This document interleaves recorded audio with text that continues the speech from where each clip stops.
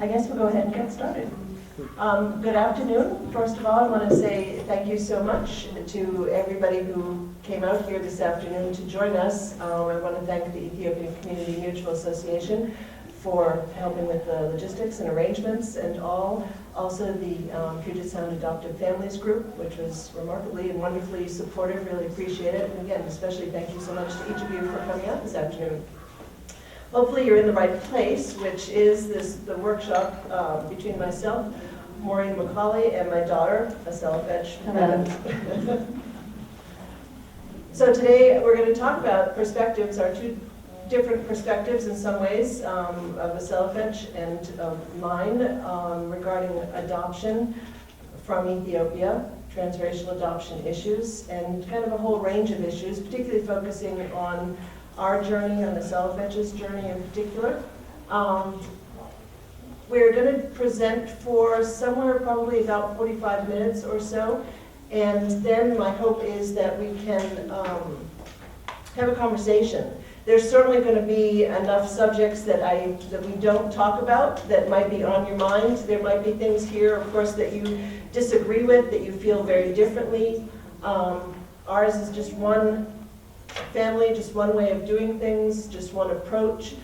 I've certainly seen an awful lot of changes in the world of adoption, both personally and professionally, over the last 25 years, even up till the last several months. So we'll be talking about a lot of different subjects. Really look forward to having conversation and dialogue, group conversation at the end. I'm going to start by talking about some of these things. Aselefech is going to chime in along the way, I'm sure, as well. So October 22nd, 1988, Adanech and Aselefech were born in Ethiopia. This is, as I say, the 1994 referral photo from our adoption agency, which was Americans for African Adoptions. In '94, I'm pretty sure AFAA was the only agency working in Ethiopia. November 20th, 1994, Adanech and Aselefech, at 6 years of age, arrived in the United States. And this is our picture, which I still tease the girls that they came here to the United States and we put them in those hats. But they've come to forgive us since, I think, and I held on to the hats nonetheless. That's our family photo. My sons there are Sean and Christopher, who are now 25 and 22. You blink and your children grow up. Growing up adopted, certainly all 4 kids are adopted in my family, and there are a lot of challenges in being adopted. There are challenges of being in a transracial family, of being obviously adopted. And then of course there are the challenges of being adopted at an older age. I would definitely say we had a pretty normal upbringing. My mom was very involved, parents, so was my father, but a lot of the times my twin sister Adanech and I pretty much stood out. Like Sean and Chris are mixed, so they're biracial, half white and half black. So sometimes, my mom would take us out and, okay, some people would think, okay, well, those boys are clearly mixed, but Adanech and I kind of stood out because we have the distinctive Ethiopian features, high cheekbones, bigger foreheads. And, people would question our family dynamics, and at times it would just be hard for me and my sister to kind of just spend time with our family without people wondering, what's going on here, you guys don't look alike. And it was tough, but as we got older, I think we got more comfortable about answering questions or dismissing some questions, so. They started school at 6 years old. Matthew Henson Montessori in Landover, Maryland. That's where Aselefech grew up. And there were different issues around adoption, around racism, around identity. It was a predominantly black school. The Montessori program was pretty diverse. Yeah, I would say the Montessori, my mom put us in Montessori. I would say that was the best transition for us. When we were in kindergarten, basically, we weren't putting any ESOL programs. We kind of just transitioned into, I guess I want to say, American culture. And Adanech and I from time to time would speak Amarinya to each other. But we really didn't need ESOL classes because we kind of just watched people, or at home our parents would speak to us. And I don't know, Montessori was just a really good fit for us because it wasn't that you were just sitting at desks, you were interacting with other people. You didn't have to speak English in order to do the work. It was hands-on. So for us, it wasn't really tough. It was just was a really good transition, and I think it was a good decision my mom made. What is in my One of many in a series, I'm sure, as you'll hear as we go through. I'm going to take that one. But no, I mean, I would say in elementary school, in about 6th grade, that's when my sister and I really started seeing race as an issue. Because I remember, what was this, 3rd grade with the cupcake incident? Well, with the cupcake incident, it was 3rd grade. So, my mom came in, you want to tell her, because I don't really remember it that well. Sure, I remain traumatized by it, apparently, but it's gotten on. It was one of those things where it was birthday, and as you remember, and if you have children who are in elementary school, we make cupcakes, we celebrate the birthday. I was all very excited. I think Aselefech and Adanech were turning probably 8 or 9. And I had the cupcakes driving up to the school, and Aselefech turned to me and said, you know, Mom, would it be okay if you didn't come in? And quite honestly, I was very hurt at the moment, you know, just like, well, why wouldn't I come in? Why would I come in? It's your birthday. We do this. We do the celebration. We walk around the room. We have cupcakes. But your feeling at that time? I mean, honestly, I don't even remember that. But so for me, but I do remember, you know, incidents of not really wanting to have my mom around me because everybody would always be like, oh, that's the girl with the white mom. Or like, it was just really tough. So I don't know, like sometimes as I got older, like people would start thinking that I was mixed or something. So like, it would be cool if my mom was around, but my dad better not show around because if he came around, I wouldn't know what to say. But, you know, it was definitely, I was like having 2 of them there at the same time, like always just, people would always turn heads and it was just tough. And I mean, I'm living in Prince George's County, which is pretty much a mixed county, and, but it was still tough to kind of like, for people to kind of see that this is family, this is my family, so they always questioned it and always, I don't know, it was just really tough growing up in terms of race. For Aselefech, I think the issue was just having to explain. It was her birthday, and why should you have to explain that, yes, I'm adopted, yes, it's my mother is white. I can't get this to go to the next slide, meanwhile. Yeah, thank you. Okay, Adanech, Aselefech, and Hillary Clinton, they did a Disney radio show, so I just wanted to show that. Okay, what did you do? It's just each person. Okay. And what is family? And that's the 4 of them, you know, being a family. Middle school was not easy because I had 4 kids in middle school. And I just want a brief round of applause for that. Thank you. Our family joke was that the vice principal had me on speed dial, which I think was true. You know, 2 years in middle school, it's a long 2 years, I'll tell you that. And then the high school. And the high school was kind of a different experience there. So elementary school and middle school were like where I felt really uncomfortable and just as lost and didn't know where I belong. And like a lot of you kids here actually are really privileged because you have people that look like you. The adoption community here is large. Like growing up, Adanech and I were about like the only adopted people in our community, right? Right, although we had a lot of African Americans, we had a lot of Ethiopians, we had a lot of mixed race families, but absolutely. So we were just kind of weird, I guess. So once we hit Eleanor Roosevelt, which was a really mixed high school, we started like being proud of being Ethiopian and wanting to, you know, like join the Ethiopian Student Association, and we made more Ethiopian friends, and you know, just really started being proud of where we came from. I mean, we were always proud, but it's just now we were like really wanting to hang around other Ethiopians. And this is a picture of kind of all the kids and my granddaughter as well in the family portrait, so that's everybody. Adoption issues is certainly always a part of our daily lives. I want to talk a little bit about images in the media and about, we'll go on to kind of grief and loss, love and laughter. And one of the things that's certainly been a source of conversation in our home is the impact of media on African adoption and African adoptees. The notion of technology, of privacy, of attitudes, of trendiness, and that's always been kind of a difficult one. I mean, Facebook has kind of like, for me, Facebook has changed what adoption really, I don't know, a lot of the times I have Facebook friends and I'm really alarmed at the amount of information they're willing to share about their children without asking their children if it's okay. Like, I mean, I don't know, Facebook and technology has really changed adoption and has really like publicized the child's story, and I don't think that's right, you know, but that's just, personally, that's just what I think. And you have the example, of course, the precedent that was set in the media around Angelina Jolie and her adoption, or various adoptions, but certainly the publicity that attended that, and the fact that her daughter's birth mother was in the paper and so forth, and that their story was all there. It is kind of the dilemma of adoptees. They are immigrants, yes. They are first-generation Ethiopian Americans. They are Habesha as well. And it's a complicated journey, I think, through language, through food, through family, through culture, through connection to Ethiopia.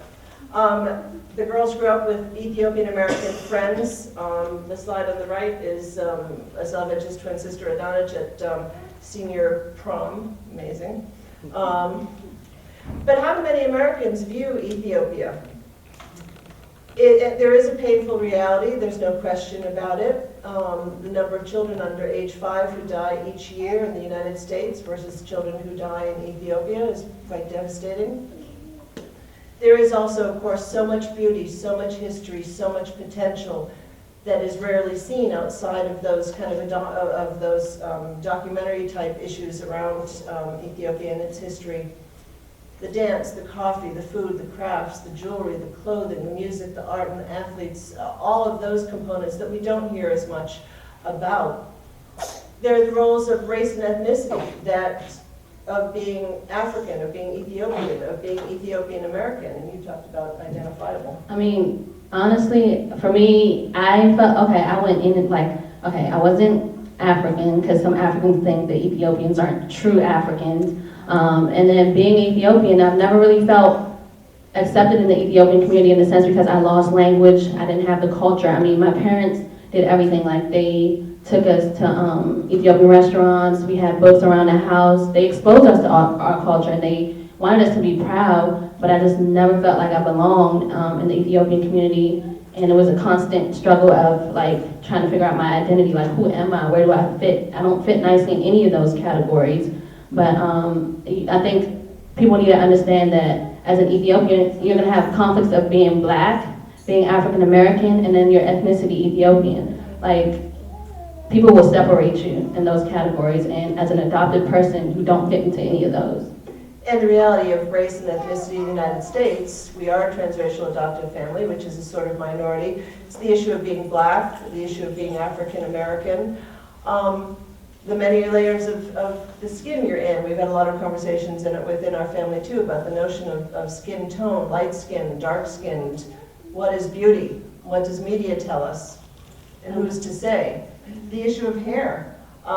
It's a political, personal, historical, symbolic, powerful, emotional part of the African American community, and for any particularly, I think, for young girls growing up, but certainly for boys too. I mean, hair in the African or any like African American community or Ethiopian community is very important. I mean, it's important that you understand your child's texture, what products to use. You know, pick up a magazine, start reading it. I know that I didn't know how to cornrow. My mom taught me how to cornrow, so she can do it. You know, like anybody can really learn to like take care of their child's hair because ours is different. Mine's not so much my mom's hair, and she took the time. She even took like a course in college. I took classes, community college course. And really learn how to add weave and all that. So, you know, hair is very important. I think people need to understand that, like, cutting someone's hair because it's too curly, because it's too hard to take care of, it's just not acceptable to me, or, I don't know. And a lot, like, for me, like, I've had friends where, like, they say the quality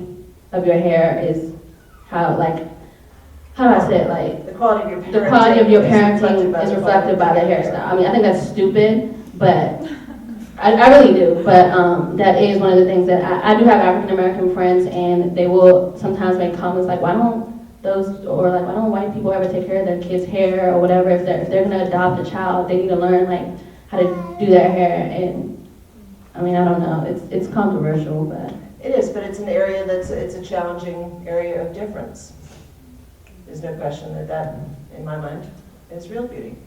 I want to talk a little bit about the realities themselves too, of course, about being black in the United States. As a white person, I mean, obviously I had to learn about a lot of these things, but poverty, education, health, crime. According to the Washington Post, for example, a black person in America is 447% more likely to be imprisoned than the average white person, 521% more likely to be murdered, is likely to die 5 years sooner than a white person. And those are just kind of very hard, harsh statistics. It's not all bad news ever. As of 2000, over 9,300 African Americans were attending law school, 50% more than the number of blacks enrolled in 1990. Professional degrees has increased, number of PhDs has increased. Those are all positive statistics. But what do we do as transracial adoptive parents?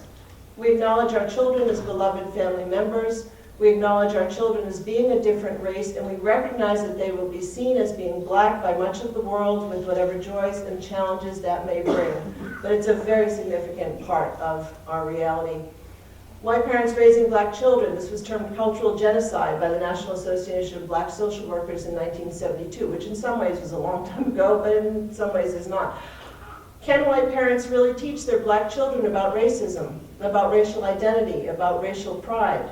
And I don't have a nice, clean answer for that question, but I think we have to, as white parents, we have to be constantly asking ourselves about that. And I think, like, the thing, anytime my brothers, my sisters, and I had a question of race or whatever, and I think the important part was that our mom was willing to listen, like, to listen to what we had to say. Not, like, she wouldn't understand, but she empathized and she cared enough to listen. So, like, it's real when your kids are telling you, this is how I feel. You guys can't dismiss it and say, oh, you know, maybe it's not about race. Maybe it's just something else. If somebody really feels as though, like, they're being demonized or whatever because of racial issues, it's very real. And I don't think till, like, you experience it, you really know how it feels. So, I mean, I really commend my mom for listening to us and acknowledging that racism does still exist in some ways. I would say more covert than overt. But it's just important that you guys just listen and kind of just, you know,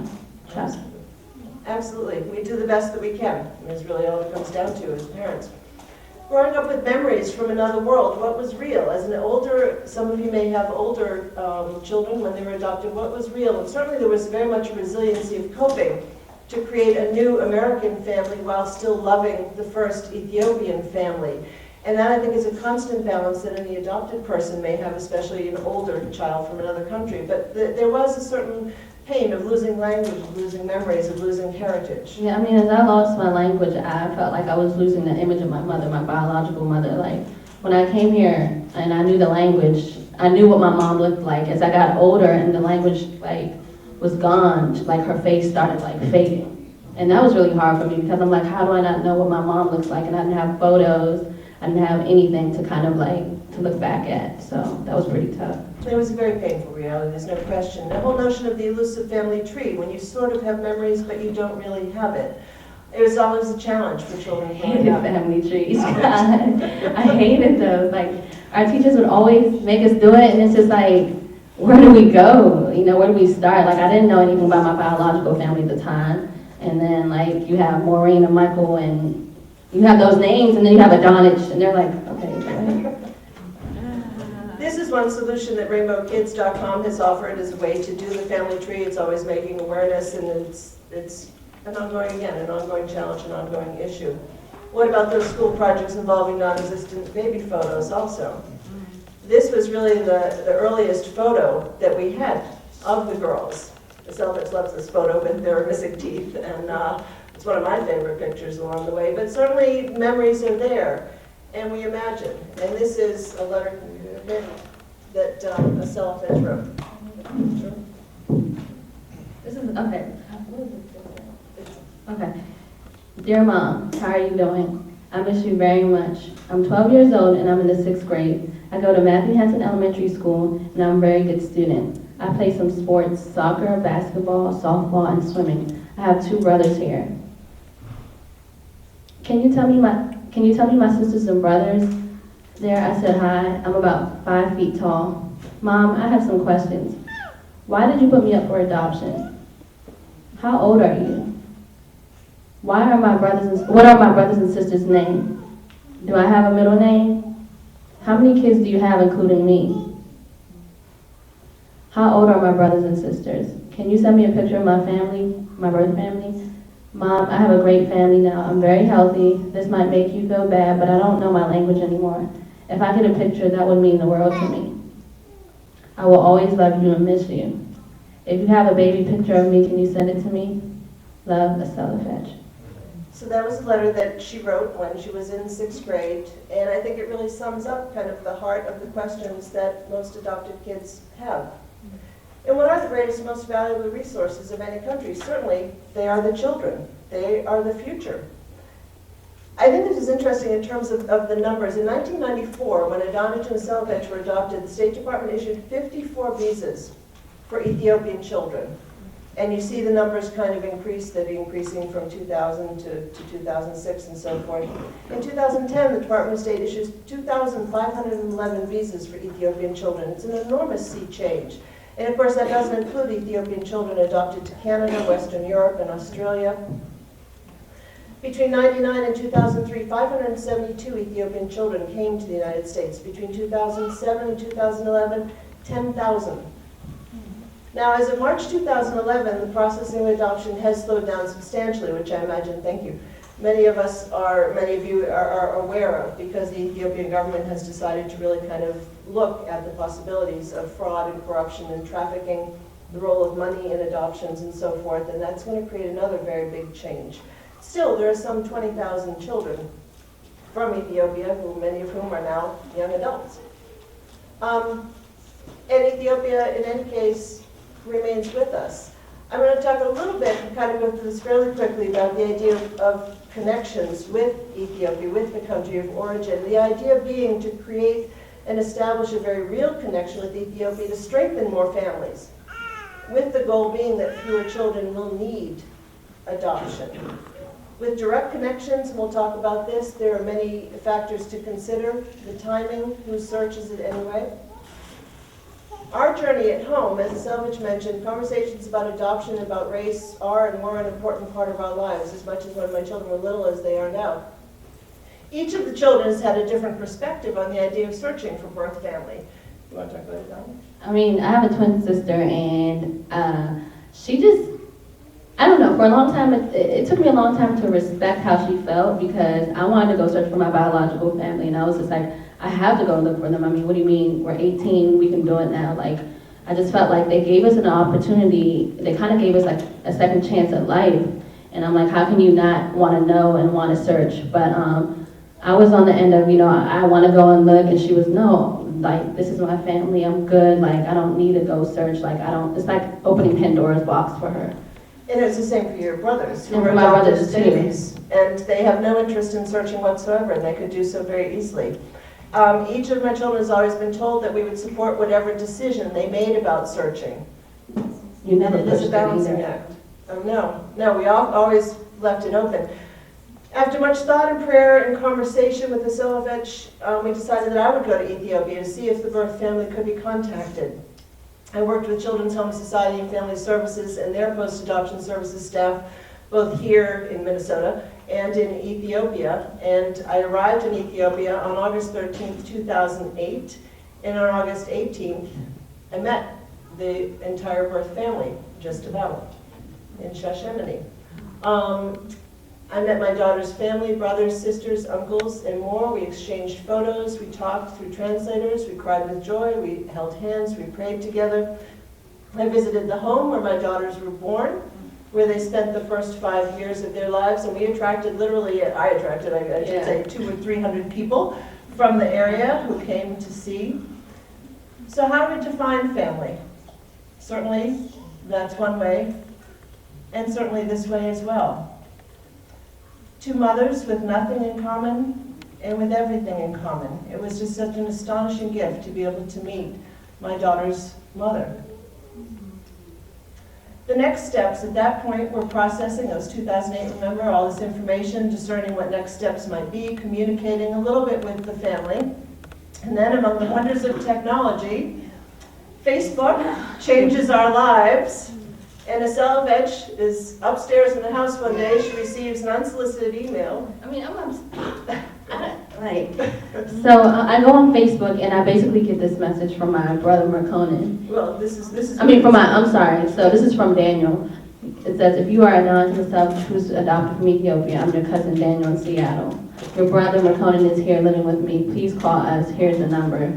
You can imagine that afternoon. Yeah, I'm just freaking out, screaming upstairs because I'm like, is this real? Is this true? Like, I didn't know what to think of it, but the decision was I decided to call them, so.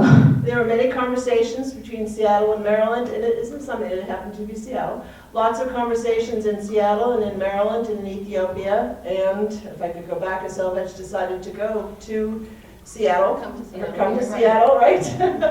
And this was her diary. Why don't you go ahead and read that? Sorry. Like anybody normal, I'm nervous about the people I'm meeting. For some reason, though there was no fear in my heart, although they are complete strangers in some ways, in the back of my head, somewhere way, way back, locked up in my memory box, these people have always existed. Walking down to claim my baggage, I hear a voice, Aselefech, in the correct pronunciation only an Ethiopian would know.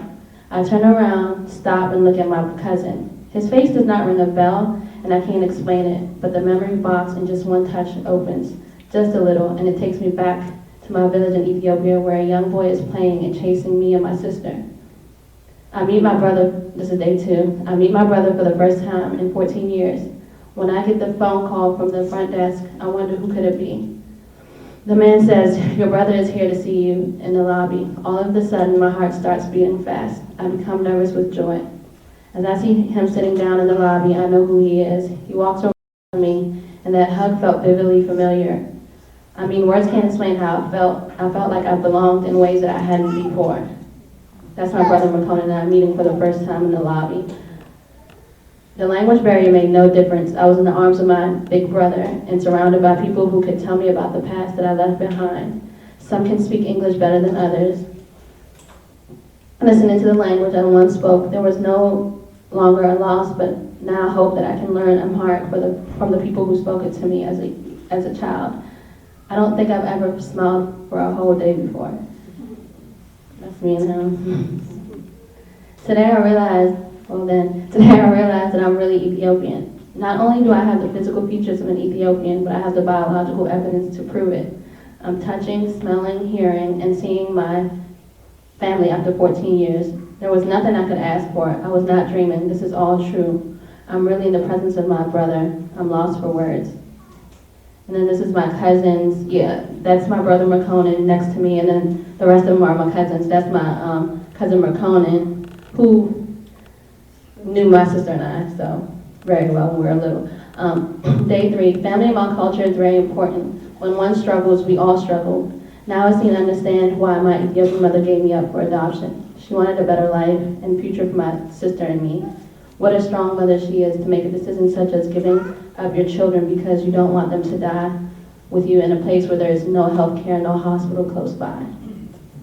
Her vision for me and Adanech was to become someone strong and healthy in the U.S., where there are so many opportunities. Reconnection tells us that her dream has been to hear our voice one day, so she can have solid evidence that her last born children are alive and well taken care of.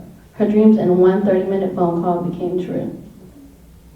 Surrounded by my family members who can act as translators for my mother and me, I call Ethiopia and talk with my mother. We talk and cry with joy. She knows that I have not forgotten her and not ever, and we understood that God has answered both of our prayers. She tells me now I can live longer. My heart no longer hurts. I love you and Adanech, and I'm so happy your brother has found you. On this day, this very moment, on January 9, 2009, God has answered all of our prayers. He reunited me and my brothers and cousins and let my mother's worries and questions be answered. I'm truly thankful for this fateful event. And that's when I was talking to my mother on the phone. Picture of it. So in terms of this journey of adoption, there are many questions asked, many questions answered. Did you want to say anything about that? No, I mean, it was just a really emotional, like, when I came to Seattle and met my brother, it was just really emotional, and it was a lot, and I kind of didn't know how to handle all this information that I was getting, but I was really, really, really fortunate to be able to connect with my biological family. And in so many ways, birth family is never far from our thoughts in many ways. I want to talk a little bit about the reality of memories. You know, some are traumatic and painful. It's a reality that has to be acknowledged, particularly in the case of older children, and not ignored. It is a dramatic life change. It can be a trauma, even with loving birth or first families and with adopted families. Wondering about birth parents is a normal part of an adopted child's life. For some, as we've said, knowing and more and searching and reuniting is enormously important. For others, it's of mild interest. For others, it's not a goal at all. Even babies and toddlers, though, can experience emotions of loss and grief. They may not have concrete memories, but their emotional memories may be vivid. And I would just suggest to be as proactive as possible. I want to talk a little bit about ways to connect with the child's heritage and how that can strengthen the whole family. There is an ebb and flow to that, and some of you, if your children have been here for a while, you know that sometimes they're really enthusiastic about going to it, and other times they would just rather shoot you than go to a festival or whatever, and that's just a reality as well. There are a lot of ways, I think, to connect with birth families indirectly, and that can make a search easier for everyone when and if the time becomes right. For children who are abandoned or for whom search seems impossible, indirect connections can ease the sense of loss. It can be established in many ways. They don't ever take the place of the loss of the first family, of the first country, of the first heritage, but certainly when we as adoptive parents show interest in and admiration of a child's original heritage, we honor the past and we honor the child's realities. Children can be sad, angry about losses due to adoption. It's part of how it goes. We just have to let them be sad. Know that the love that they have for us is not diminished by that sadness. I always suggest that people name the birth parents, even and perhaps especially if their names are unknown, and talk about them respectfully. Suggest writing letters or emails to the birth parents, and you heard an example of Aselefech, whether they can be delivered or not. Create drawings and artwork, certainly connections with other adopted persons, especially adult adoptees. Yeah, I mean, I felt like growing up, I wasn't able to connect with adopted people because there weren't that many Ethiopian adoptees. There was a lot of Asian adoptees, but I think it's really important that the kids have someone else they can talk to and relate with, so I think that's a really important aspect. There's I tossed this out, National Geographic's Genographic Project, which is a database to show genetic connections through certain areas of the world, and that's particularly useful for people who have no genetic connections. It does put them somewhere in the world. I always want to say this as well, as you make decisions about contact and connection, do so with your eyes wide open, because there is an awful lot to consider. You have to do what is right for you and for your family and your child thoughtfully and honorably, and each of you may have a different idea of what that is. I think we also have to understand that our decisions affect others around the world and in years to come. There are issues around language, around economics, and economics is probably one of the biggest ones for us here in America, as generally speaking, well-educated, affluent people, used to accessibility, used to being able to get answers, used to having a fair amount of money. Education, healthcare, access to healthcare, geography, climate, these are just differences. Religion can be huge differences. The role of culture, how adoption is seen in any given country, in Ethiopia, what attitudes are towards being adopted, towards being a birth parent, towards being an adopted parent. Some languages don't even have a word for birth parent. We have, in the United States, such easy access to communication, so do our children. Countries of origin may be lagging, Ethiopia may be slightly behind in terms of access and use, but they're catching up quickly, and all of those factors can affect search. So we are separated perhaps by language, by economics, by education, by geography, culture, technology, but what do we have in common? Well, we are parents. We are parents of the same child. And we share our humanity. There's just no doubt in my mind about that. In terms of direct connections, there are many factors to consider. Whose search is it? What are the reasons for searching? What's the best timing? What about the laws? What about the resources? Searches can take many forms. They can be for just information, can be for a relationship, can be for something in between. Whose search is it anyway? Who should search? Adoptive parents on behalf of their adopted children? The adoptee only? If so, at what age? The birth parents or the birth family? And these are all, again, very individual questions. I cannot give you an answer specifically. I can tell you what we felt. Statistics about search. The Young Johnson Adoption Institute, the survey of adult Korean adoptees. 22% have searched or in the process. 34% are interested in searching. 15% are uncertain. whether they're interested in searching, and 29% are not interested in searching. I think those are important statistics to look at because the reasons for searching are highly individual, highly variable, and can evolve over time. They might be to obtain medical histories. They might be to learn about relatives, especially siblings. Siblings can be very important in a search. And to learn more about the reasons for adoptive placement because sometimes we don't get the actual reasons. To fill a void, to gain a sense of closure, to share a message with birth parents, to reconnect with birth country and heritage. It's a big range. There are reasons for not searching. Concern about the adoptee's connection with the adoptive family. Feeling no need or no desire to connect with the birth family. And we have that in our own family. Your brothers have no interest, adopted from the United States, they have no interest in connecting with their birth family. They could do it in a snap. Fear of bad or difficult information about the birth family, which can be death, rape, abandonment, mental illness, prostitution, all sorts of things. Timing becomes highly individual for each family, and certainly I think the biggest reason for searching when adopted children are young, you could lose the possibility for connection if the birth family dies or moves. That was always a risk in our mind. The biggest reason, again, for waiting until the adopted person decides him or herself to search, because the decision to search belongs to them. It's their story, it's their family, it's their right. There are certainly legal issues that are to be considered as well. You may agree with them, disagree.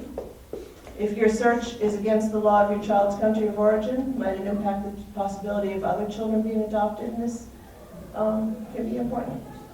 Lots of resources for search, certainly loads more exist today than did before.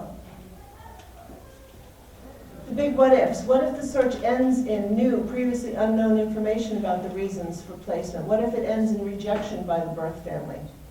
What if it ends in renewed grief and loss? What if it ends in requests or demands for money?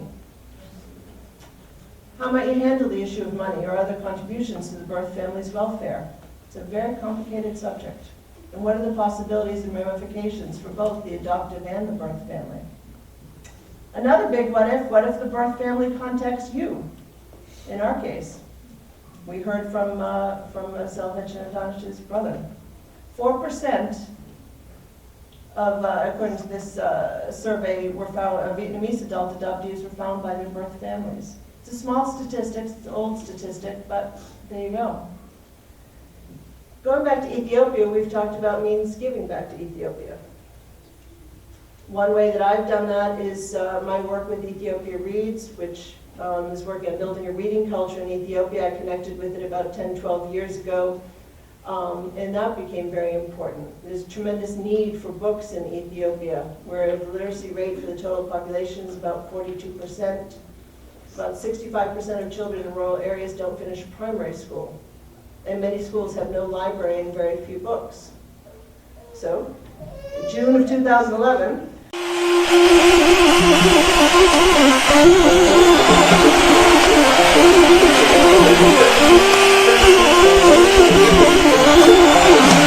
መጪውን የኢትዮጵያን ሚሌኒየም ልክ እንደ አብሮ መብላት መጠጣታችን ለለውጥ ተጋግዘን በመስራት የሀገራችንን እድገት የምናይበት ጅምር እንዲሆን የእግዚአብሔር ቅዱስ ፈቃዱ ይሁን እላለሁ።